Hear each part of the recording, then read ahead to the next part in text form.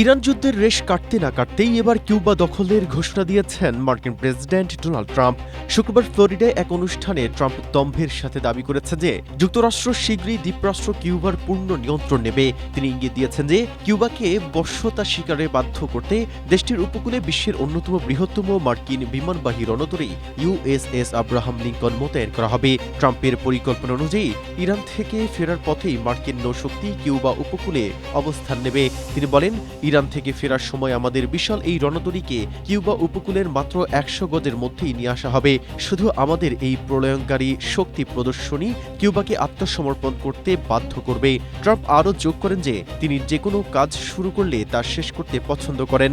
ইতিমধ্যেই কিউবার সাথে যুক্ত বিভিন্ন ব্যক্তি ও প্রতিষ্ঠানের উপর নতুন নিষেধাজ্ঞা আরোপের নির্বাহী আদেশ স্বাক্ষর করেছেন ট্রাম্প। তিনি বারবার হুঙ্কার দিচ্ছেন যে ইরানের পর কিউবাই হবে ওয়াশিংটনের পরবর্তী লক্ষ্যবস্তু।